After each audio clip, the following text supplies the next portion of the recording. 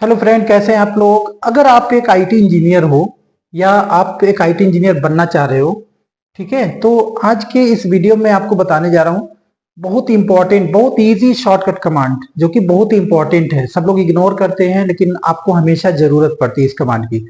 तो top 10 command हम ले रहे हैं, कुछ कॉम्प्लीमेंट्री भी कमांड इसके अलावा भी हम आपको देंगे, लेकिन टॉप 10 जो बहुत इंपॉर्टेंट है मैंने लिखा है। आप इसको स्क्रीनशॉट ले सकते हो, इसका वीडियो को पॉज करके आप इसको लिख सकते हो, क्योंकि बहुत इंपॉर्टेंट होने वाला है ये कमांड। और एक एक करके मैं एक्सप्लेन करने जा रहा हूँ इस सभी कमांड के बारे में, कहाँ पे इसको कैसे यूटिलाइज करने वाले हो आप, राइट, अपने कंपनी में, अपने एनवायरमेंट में।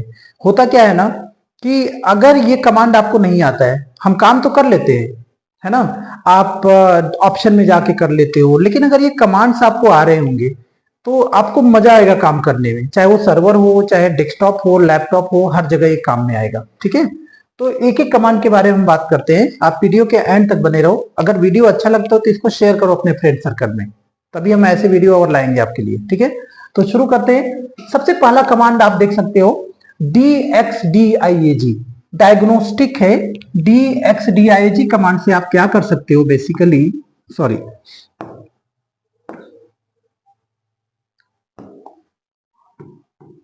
DXDIAG कमांड से रन में आप इस कमांड को डाल सकते हो, या फिर आप CMD में जाके इस कमांड को हिट करेंगे तो इससे क्या होगा, आपको कंप्यूटर की पूरी स्पेसिफिकेशन मिल जाएगी। कंप्यूटर की क्या क्या डिटेल आपको मिलेगी, आपको रैम के डिटेल मिल जाएगा, रैम कितने जीबी की लगी हुई है ना, आपका प्रोसेसर कितना है, कौन सा प्रोसेसर लगा हुआ, i5 लगा हुआ, i3 लगा हुआ, कौन सा जनरेशन है। ये बड़ा इंपॉर्टेंट होता है, क्योंकि लैपटॉप या डेस्कटॉप अगर आप लेते हो ना, तो कौन सा जनरेशन है प्रोसेसर का, ये जानना बहुत जरूरी होता है। और उसके बाद कितने नंबर ऑफ कोर्स है इसमें। ठीक है, तो ये सारी चीजें आपको इसमें इस कमांड से मालूम हो जाएगी। मदरबोर्ड की स्पेसिफिकेशन आपको चेक करना है, मतलब क्या क्या इस कमांड से आप कर सकते हो। सबसे पहला काम क्या है, आप मदरबोर्ड के मॉडल नंबर को आप फाइंड कर सकते हो। मदरबोर्ड का मॉडल नंबर आपको मिल जाएगा। ठीक है, अब इस मॉडल नंबर से आप पूरे कंप्यूटर की स्पेसिफिकेशन लगा सकते हो, आप निकाल सकते हो कि ये हमारा जो कंप्यूटर है मैक्सिमम कितना कंपैटिबिलिटी लेगा, लाइक कितना रैम मैक्सिमम हम अपग्रेड कर सकते हैं अपने कंप्यूटर में, इस मदरबोर्ड में कितना सपोर्ट करेगा, कौन सा प्रोसेसर मैक्सिमम लगा सकते हैं, i3 अगर लगा हुआ i5 लगा पाएंगे कि नहीं, i5 लगा हुआ तो i7 लगा पाएंगे कि नहीं, 12th जनरेशन लगा हुआ प्रोसेसर तो 13 जनरेशन सपोर्ट करेगा कि नहीं। ये सारे स्पेसिफिकेशन आप इस मॉडल नंबर से लगा सकते हो ब्राउजर में जाके। अभी मैं करके आपको दिखा देता हूं। ठीक है, इसके बाद जो है आप यहां पे क्या देख सकते हो, ऑपरेटिंग सिस्टम कौन सा आपने इंस्टॉल कर रखा है उसका डिटेल आपको दिख जाएगा वहां पे। और दूसरा सीपीयू के बारे में, सीपीयू के बारे में क्या क्या आपको डिटेल यहां पे दिखेगा, माइक्रो प्रोसेसर के बारे में। सबसे पहले जनरेशन आपको दिख जाएगा, कितना जनरेशन का प्रोसेसर है, 10th जनरेशन है, 11th या 12th या 13th, कौन सा जनरेशन है, जनरेशन दिखेगा आपको। उसके बाद i3, i5, i7 कौन सा प्रोसेसर लगा हुआ, टेक्नोलॉजी दिख जाएगी आपको। नंबर ऑफ कोर्स दिख जाएंगे, ये सबसे ज्यादा इंपॉर्टेंट होता है, नंबर ऑफ कोर्स दिख जाएगा यहाँ पे, कितने कोर का सीपीयू है। बेसिकली आपको ऐसे दिखेगा, ब्रैकेट में दिख रहा होगा 4 सीपीयू, है ना, 4 सीपीयू दिखा होगा, 8 सीपीयू दिखेगा या 14 सीपीयू दिखेगा। किसी किसी में दिखता है कोर लिखा रहता है, 12 कोर, 14 कोर ऐसे, या 8 कोर, कहीं कहीं सीपीयू लिखा हो। तो आप यही जानना है कि ये कोर है बेसिकली। 4 सीपीयू का मतलब क्या हो गया, 4 कोर का प्रोसेसर है। 8 सीपीयू का मतलब क्या हो गया, 8 कोर प्रोसेसर हो गया। मतलब क्या, एक जो हमारा फिजिकल प्रोसेसर है, जो एक फिजिकल हमारा चिप है, इसके अंदर 4 कोर मतलब 4 लॉजिकल प्रोसेसर है। तो आप इसी से अंदाजा लगा सकते हो कि आपका लैपटॉप या डेस्कटॉप की कैपेसिटी कितना है ना, कितना इसकी कैपेसिटी है, किस स्पीड से आपका प्रोसेसर काम कर सकते हैं, कितना टास्क कर पाएगा, है ना। तो जब भी आप लैपटॉप या डेस्कटॉप लेने वाले तो आपको ये देखना होगा।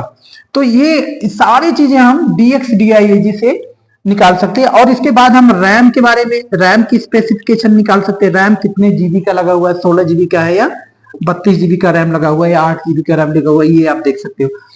अच्छा, अब इसके मैं स्पेसिफिकेशन को दिखाता हूं आपको। ये मॉडल नंबर है, इस मॉडल नंबर को ये इसमें DXDIAG में जाओगे, मॉडल नंबर आएगा, और ये मॉडल नंबर को आपको क्या करना है, गूगल में पेस्ट करना है, ब्राउजर में आपको क्या करना है, पेस्ट करो। और इससे क्या होगा, हमारे मदरबोर्ड की पूरी स्पेसिफिकेशन आ जाएगी। आप यहां से देख सकते हो, सारा डिटेल आपको मिल जाएगा और कंपैटिबिलिटी आपको मिल जाएगी, सीपीयू के बारे में, रैम के बारे में, स्टोरेज के बारे में, सब पूरा डिटेल आपको मिल जाएगा। ओके, तो अब हम चलते हैं सेकेंड कमांड पे, और सेकेंड हमारा कमांड है IP config. IP config basically बहुत सिंपल सा कमांड है, सबको मालूम होता है। अगर आप नेटवर्किंग यूज कर रहे हो, है ना, नेटवर्किंग, दो कंप्यूटर है, दो कंप्यूटर के बीच में, या कंप्यूटर आपका है, कंप्यूटर में आईपी एड्रेस क्या है, IP config specially use to check the IP address, है ना। आईपी एड्रेस आप चेक करते हो इससे कि आईपी एड्रेस क्या है।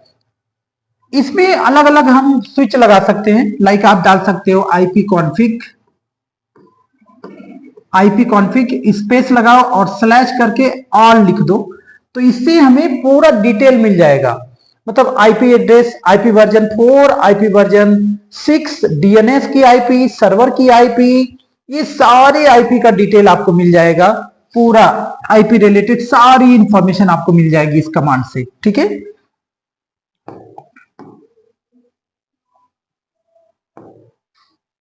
अब हम बात करते हैं तीसरे कमांड की, और तीसरा कमांड हमारा है sysdm.cpl। sysdm.cpl,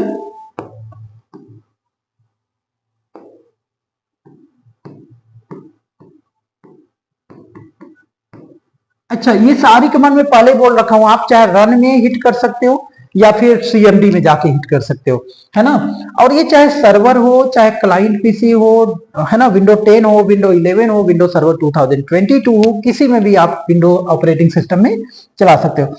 sysdm.cpl से हम क्या कर सकते हैं, माई कंप्यूटर की प्रॉपर्टी आ जाती है, यहां से आप कंप्यूटर के नेम को चेंज कर सकते हो। Change the computer name, change the PC name, also domain का नाम भी आप डोमेन नेम भी हम चेंज कर सकते हैं यहां से।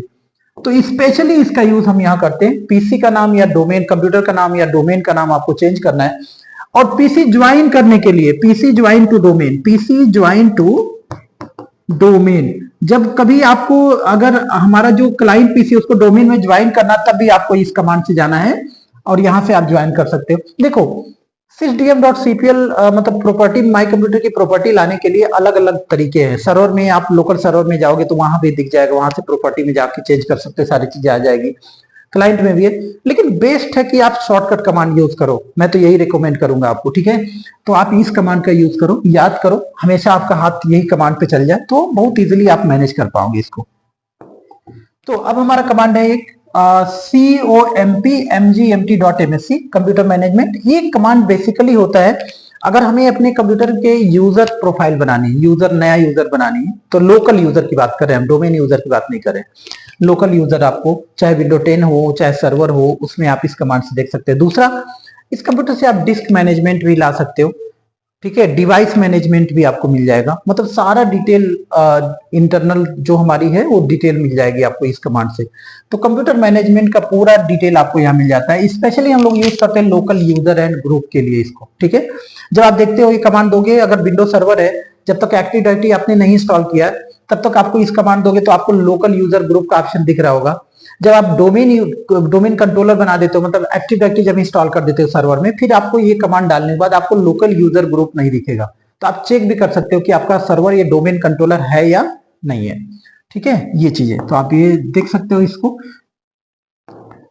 इसके बाद हम नेक्स्ट कमांड की बात करते हैं, और वो है ncpa.cpl। ncpa.cpl, देखिए हमने diag कमांड देख लिया, आईपी कॉन्फ़िग, sysdm.cpl और computer management, and now we are talking about ncpa.cpl। ncpa.cpl जो होता है ना, ncpa.cpl आपको आईपी असाइन करनी है ना, आईपी को चेंज करना है, नेटवर्क प्लेस देखना है, तो ये सारा वायरलेस कनेक्टेड है कि नहीं, कितने नेटवर्क इंटरफेस है, ये सारा डिटेल देखने के लिए आपको इस कमांड से आप यूज कर सकते हो, क्या, ncpa.cpl। इस कमांड को आप सीएमडी में रन करो या रन में आप इसको यूज करो, आपको पूरा नेटवर्क का डिटेल आ जाएगा। यहां से आप आईपी एड्रेस चेंज कर सकते हो। ठीक है, नेक्स्ट कमांड हमारा है, नेक्स्ट कमांड है firewall dot CPL. Firewall basically जो होता है ना, जब हम ब्रिजिंग करते हैं, जैसे दो कंप्यूटर के बीच में, मान लीजिए दो कंप्यूटर है यहाँ पे,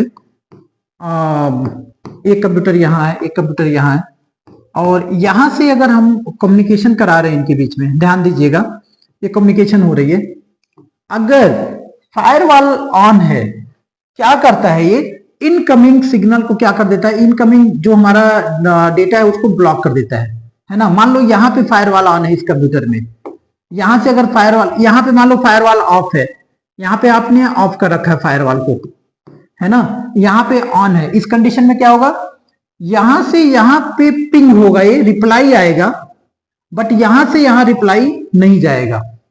तो आपने क्या करना है, फायरवॉल को ऑफ करना होता है। तो आपको क्या करना है, रन में जाके या फिर आपको क्या करना है, सीएमडी में जाके फायरवॉल डॉट सीपीएल आप लिखते हो, फायरवॉल आ जाता है, वहां से आप फायरवॉल को ऑफ कर देना है। देखो फायरवॉल बहुत बड़ा कॉन्सेप्ट है, फायरवॉल को या तो हमें कॉन्फ़िगर करना होता है, ये हम सॉफ्टवेयर विंडो फायरवॉल की बात कर रहे हैं, या तो आप रूल बना रखे हो कोई, रूल में हम क्या करते हैं, स्पेसिफिक किसी स्पेसिफिक कंप्यूटर को हम ब्लॉक करना चाहे कुछ करना है, या स्पेसिफिक नेटवर्क को हमें करना है, तो सेकेंडरी, हम वहां की बात नहीं कर रहे हैं अभी। ठीक है, अभी हम फिलहाल बात कर रहे हैं normal communication between two computers, right. दो कंप्यूटर के बीच में कम्युनिकेशन में आप कभी कभी देखते हो कि पिंग नहीं हो रहा होता है, तो आपको फायरवॉल ऑफ करना होता है, बस इतना तक आपको समझना अभी। तो फायरवॉल डॉट सीपीएल करके आप ऑफ कर सकते हो फायरवॉल को, तो इससे हमारा कम्युनिकेशन स्टैब्लिश हो जाएगा।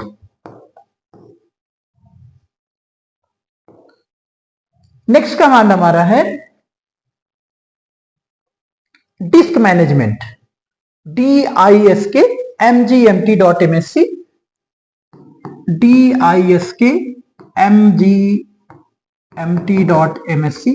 इससे क्या होगा, डिस्क मैनेजमेंट आपका, जैसे मान लो विंडो इंस्टॉल किया आपने और आपने सिर्फ एक ड्राइव बनाया है ना, पूरे हार्ड डिस्क में एक ही पार्टीशन है, बाद में आप चाहते हो कि हमें पार्टीशन बनानी है, देन आप डिस्क मैनेजमेंट में जाओ और वहां से आपके पास ऑप्शन बहुत सारे रहेगा, आप श्रिंक कर सकते हो, वॉल्यूम को एक्सटेंड कर सकते हो, अगर दो पार्टीशन बनाए एक पार्टीशन डिलीट करना वो भी कर सकते हैं, मतलब यहां से पार्टीशन की पूरी मैनेजमेंट, हमारी जो स्टोरेज है उसकी पूरी मैनेजमेंट आप यहां से कर सकते हो। ठीक है, आप इस कमांड को देंगे तो वहां से आपको दिख जाएगा कि आपका जो डिस्क है वो बेसिक डिस्क है या डायनेमिक डिस्क है, कितने डिस्क लगे हुए हैं, नंबर ऑफ डिस्क भी आपको दिख जाएगा वहां पे। तो बहुत ही इंपॉर्टेंट कमांड है, आप इस कमांड का यूज करके पता लगा सकते हो कितने डिस्क लगा हुआ है, कितने पार्टीशन बने हुए हैं, और पार्टीशन बनाना है या पार्टीशन डिलीट करना है, किसी ड्राइव को एक्सटेंड करना है या श्रिंक करना है, ये सारे काम हम यहां से कर सकते हैं।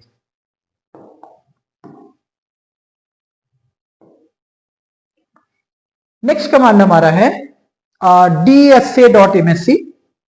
DSA.MSC ये एक्चुअली क्या होता है, जब आप एक्टिव डायरेक्टरी यूज कर रहे हैं, एक्टिव डायरेक्टरी में आपको यूजर बनानी है, ग्रुप बनाने हैं, ठीक है, तो आपको क्या, active directory users and computer open करने के लिए आप शॉर्ट में इस कमांड का यूज कर सकते हो, क्या, DSA.MSC। इस कमांड से आपका active directory users and computer आ जाता है, वहां पे आप यूजर बना सकते हो। ठीक है, तो सिंपल सा ये कमांड है। इसके बाद हम बात करते हैं अपने नेक्स्ट कमांड की, तो ये है appwiz.cpl। appwiz.cpl ये बड़ा इंपॉर्टेंट कमांड होता है एक डेस्कटॉप के लिए। appwiz.cpl से क्या कर सकते हो आप, appwiz.cpl, appwiz.cpl से प्रोग्राम एंड फीचर्स का डायलॉग बॉक्स आपको मिल जाएगा, क्या, प्रोग्राम एंड फीचर्स।